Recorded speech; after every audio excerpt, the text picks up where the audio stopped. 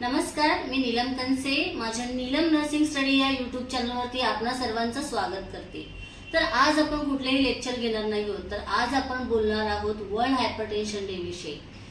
Session चालू करण्याआधी मी केजी सोमय्या कॉलेज ऑफ नर्सिंगच्या प्रिन्सिपल डॉक्टर अवनियोग मॅडम आणि vice principal doctor Jayashree Salvi madam यांचे मनापासून आभार मानते की त्यांनी मला वर्ल्ड हायपरटेन्शन डे विषयी बोलण्याची संधी दिली। Thank you madam. हायपरटेन्शन म्हणजे काय, तर हे कसं होतं, ह्याची कारणे काय काय आहेत, त्याची लक्षणे काय आहेत आणि हा का इतका लोकांना जाणून घेण्याची ह्याची गरज आहे, तर हे आपण सर्व ह्या आपल्या सेशन मध्ये पाहणार आहोत। हायपरटेन्शन अर्थात सायलेंट किलर। तर ह्याला सायलेंट किलर असं का म्हणतात, तर सायलेंट किलर ह्याचा अर्थच की हे अचानकपणे येऊन कधी एखाद्या व्यक्तीचा जीव घेईल हे आपण सांगू शकत नाही, म्हणूनच याला सायलेंट किलर असं म्हणतात। तर हायपरटेन्शन जाणून घेण्याआधी आपण पाहूया की आपल्या सामान्य व्यक्तीचा रक्तदाब किती असायला पाहिजे।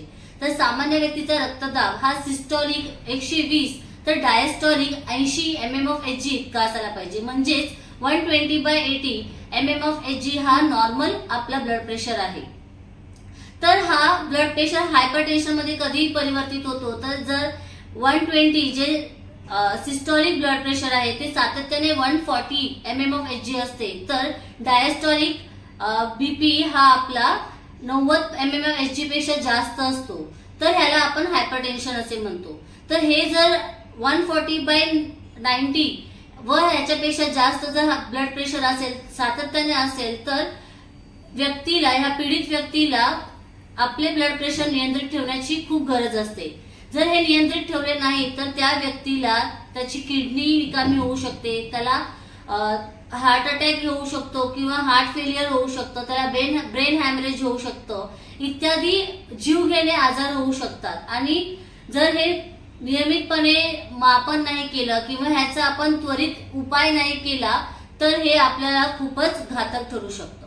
हृदय आणि रक्तवाहिन्यांसंबंधीचे रोग होण्यासाठी उच्च रक्तदाब हा प्राथमिक जोखीम घटक आहे। तब्बल 7.5 दशलक्ष लोक दरवर्षी ह्या हायपरटेन्शनमुळे मृत्युमुखी पडतायत। तर हे प्रमाण आपल्याला कमी करण्यासाठी वर्ल्ड हायपरटेन्शन लीग यांनी एक कार्यक्रम चालू केला, एक उपक्रम चालू केला, जेणेकरून हायपरटेन्शन विषयी सामान्य लोकांना आपण जनजागृत करू शकतो किंवा त्यांच्या पर्यंत आपण हे इन्फॉर्मेशन पोहोचवू शकतो की हायपरटेन्शन हे किती जीव घेणे आजार आहे। तर दरवर्षी 17 मे रोजी आपण वर्ल्ड हायपरटेन्शन डे म्हणून साजरा करतो। तर यंदाची वर्ल्ड हायपरटेन्शन डे ची थीम काय आहे, तर रक्तदाब अचूकपणे मोजा, त्याला नियंत्रित ठेवा आणि दीर्घायुष्य व्हा, म्हणजेच measure your blood pressure accurately, control it, live longer, अशी ही थीम आहे। तर ह्या थीमला अनुसरून आपण ह्या आजच्या सेशन मध्ये बरंच काही जाणून घेणार आहोत।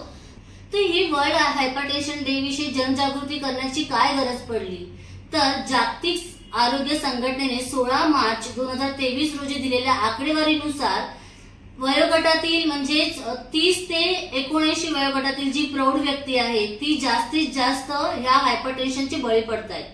तर तब्बल 22 कोटी लोक ही भारतातील आहेत आणि ते हायपरटेन्शनशी ग्रस्त आहेत हे त्यांना माहिती सुद्धा नाही, की त्यांची लक्षणे काय आहेत हे त्यांना माहितीच नाहीये। म्हणूनच वर्ल्ड हायपरटेन्शन लीगने ठरवले की जनजागृती करणे खूप गरजेचे आहे आणि लोकांपर्यंत हे हायपरटेन्शन विषयीचे ज्ञान पोहोचवणे खूप महत्त्वपूर्ण ठरणार आहे। जागतिक आकडेवारीनुसार 1.28 अब्ज लोक ही हायपरटेन्शनने ग्रस्त आहेत।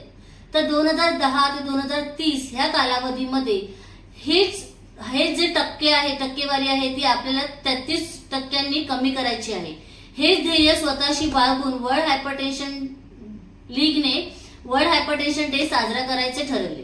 तर उच्च रक्तदाबाची कारणे कोणती आहेत, लठ्ठपणा, अनुवंशिकता, परत आहारामध्ये अति मिठाचे प्रमाण, तेलाचे प्रमाण, तिखटाचे प्रमाण, वाढता स्ट्रेस म्हणजेच वाढता तणाव, मद्यपान आणि धूम्रपानाचे सेवन, व्यायाम न करणे आणि अस्थिर दिनचर्या, ह्या सर्व गोष्टींमुळे आपल्याला हायपरटेन्शन होण्याचे खूप जास्त चान्सेस असतात। तर हायपरटेन्शन झाल्यानंतर आपल्याला कुठली लक्षणे आपल्यामध्ये जाणवतात जेणेकरून आपण त्याचे त्वरित निदान करू शकतो। उच्च रक्तदाब टाळण्यासाठी काय करायला पाहिजे? तर उच्च रक्तदाब टाळण्यासाठी आपल्याला मद्यपान व टोबॅको, धूम्रपान ह्या सगळ्या गोष्टींपासून आपल्याला बचाव केला पाहिजे स्वतःचा, म्हणजेच ती सेवन केली नाही पाहिजे. परत आपल्या आहारामध्ये मिठाचे प्रमाण कमी असले पाहिजे, तिखटाचे प्रमाण कमी असले पाहिजे, तेलकट पदार्थ आपण कमी केले पाहिजेत. आपण दैनंदिन जीवनामध्ये व्यायाम केला पाहिजे. आपल्याला रात्रीची स्वच्छ छान अशी झोप घेतली पाहिजे. आपल्याला जंक फूड आणि फास्ट फूड हे टाळले पाहिजे. स्ट्रेस न घेता आपल्याला आपली लाईफ कूलपणाने जगली पाहिजे. ह्या सर्व जर गोष्टी आपण अनुकरण केल्या तर आपण नक्कीच हायपरटेन्शन पासून बचाव करू शकतो. जसे की आपण पाहिलं की हा उच्च रक्तदाब म्हणजे हायपरटेन्शन आपण नियंत्रित ठेवलं नाही तर आपल्या डोक्यापासून ते आपल्या पायापर्यंत जितके पण आपले अवयव आहेत ते सगळे निकामी होऊ शकतात. तर हे जे उच्च रक्तदाब आहे ते कसं नियंत्रित करावं ते हे आपण दोन प्रकाराने करू शकतो. एक तर फार्माकोलॉजिकल आणि दुसरं आहे नॉन फार्माकोलॉजिकल. फार्माकोलॉजिकल म्हणजे औषध घेऊन आपण ते नियंत्रित ठेवू शकतो, तेही डॉक्टरांच्या सल्ल्यामार्फत. आणि नॉन फार्माकोलॉजिकल म्हणजे व्यायाम आणि आहार ह्यामध्ये जे बदल करायला पाहिजे ते जर बदल आपण केले तर नक्कीच आपण आपला रक्तदाब नियंत्रित ठेवू शकतो. तर आहारामध्ये काय घेतलं पाहिजे आणि व्यायाम कुठल्या कुठल्या प्रकारचे करायला पाहिजे हे आपण कसं ठरवणार?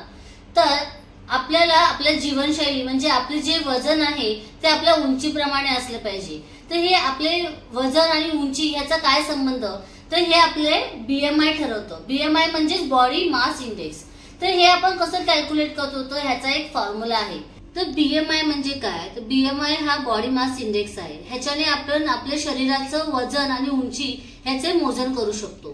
तर आपले वजन हे आपल्या उंचीच्या प्रमाणामध्ये असायला पाहिजे. तर हे आपण कसं कॅल्क्युलेट करू शकतो? तर आपलं जे वजन आहे ते केजी मध्ये डिवायडेड बाय आपली जी हाईट आहे ती मीटर स्क्वेअर केली तर आपल्याला आपला बीएमआय मिळतो. हा जर बीएमआय आपला 25 पेक्षा जास्त असेल तर हे आपल्याला आपण ओबेस म्हणजे ओबेसिटी म्हणजे लठ्ठपणा असल्याचे दर्शवतं. वजन कमी करायचे असेल तर आपल्याला आपला आहार आणि व्यायाम या दोन्ही गोष्टींकडे लक्ष देणं खूप गरजेचं आहे. आपल्याला आपल्या डाएटमध्ये कॅलरीज कमी करायला पाहिजे. जर हे कॅलरीज कमी केले तर आपण नक्कीच आपले वजन नियंत्रित ठेवू शकतो. तर आहारामध्ये आपल्याला बरेचसे बदल करायला पाहिजे जेणेकरून आपण कमी कॅलरीज कंझ्युम केल्या पाहिजे. तर हे कसे करू शकतो? तर डॅश डाएट. डॅश डाएटचा अर्थ काय होतो? Dietary approach to control hypertension. हे जर आपण कॅलरीज कॅल्क्युलेट करून जर आपण ग्रहण केले तर आपण नक्कीच आपले वजन कमी करू शकतो. तर आपल्याला दैनंदिन जीवनामध्ये एक मेनू बनवला पाहिजे जेणेकरून आपण त्या मेनूच्या हिशोबाने आपण अन्न ग्रहण केले पाहिजे. जे आपण फास्टिंग म्हणतो की आजकालचा ट्रेंड चालू आहे की फास्टिंग केलं तर आपलं वजन कमी होतं. तर नाही, फास्टिंग करून नुसतंच फास्टिंग करून आपलं वजन कमी होत नाही. तर फास्टिंग करण्याऐवजी आपण ते एका वेळेचं जेवण आपण जेवतो ते आपण 3 ते 4 वेळांमध्ये डिवाइड केलं पाहिजे. म्हणजे आपण जिथे आपण 2 ते 3 पोळी खातो तिथे आपण 1 पोळी खाल्ली पाहिजे. एका वेळेस आपण सलाड खाल्लं पाहिजे, एका वेळेस आपण फळं खाल्ली पाहिजे, एका वेळेस आपण फक्त लिक्विड्स घेऊन राहिलं पाहिजे. म्हणजे या 3 वेळेमध्ये आपण डिवाइड केलं आपलं जेवण जे काही आहार आहे त्याने आपण आपले कॅलरीज कंट्रोल करू शकतो. तर कुठले अन्न आपण ग्रहण केले पाहिजे आणि कुठले अन्न आपण वर्ज्य केले पाहिजे?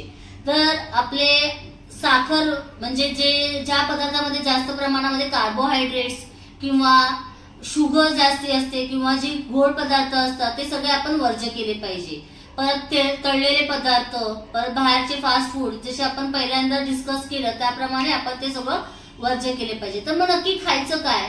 तर खाण्यासाठी आपण कोशिंबीर खाऊ शकतो. आपण नियमितपणे 2 ते 3 वेळा आपण कोशिंबीर खाऊ शकतो. सुका खाऊ शकतो, ड्रायफ्रुट्स खाऊ शकतो, परत कडधान्य खाऊ शकतो, तृणधान्य आपण थोड्या प्रमाणामध्ये खाऊ शकतो. हे सगळ्या परत फळांचा रस पिण्यापेक्षा आपण जी अख्खी फळं खाल्ली तर आपलं पोट खूप भरल्यासारखं होतं आणि मग आपण जे बाहेरचं अबडधबड खातो ते आपण खाणार नाही. तर हे झालं आहाराचं. तर आपण व्यायामामध्ये काय काय केलं पाहिजे?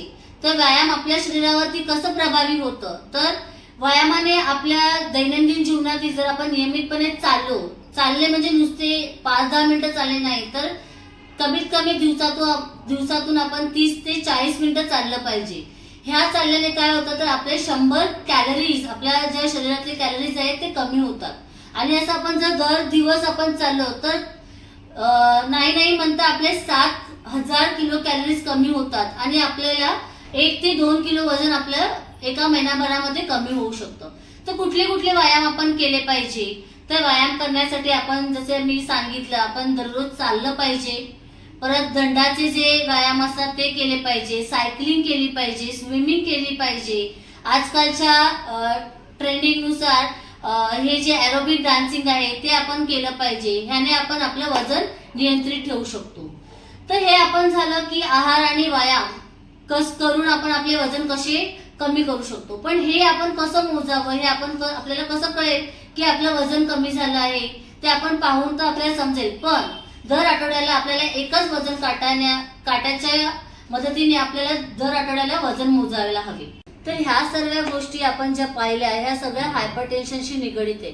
तर आपण हे हायपरटेन्शनला आपल्या शरीरातून कसं बाहेर पळवून लावू शकतो हे फक्त आणि फक्त आपल्या हातात आहे।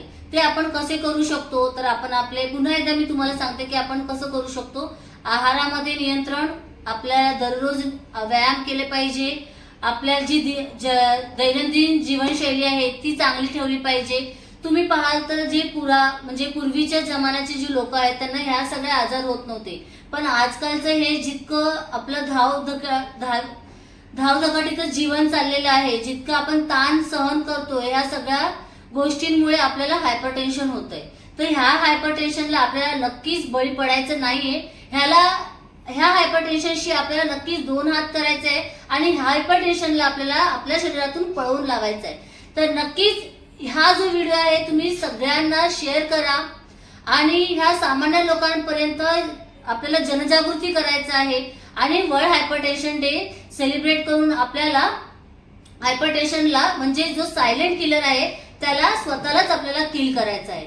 सो थँक्यू सो मच माझे हे 2 शब्द तुम्ही ऐकून घेतल्याबद्दल आणि नक्कीच तुम्ही हा व्हिडिओ शेअर कराल आणि लोकांमध्ये जनजागृती कराल। थँक्यू।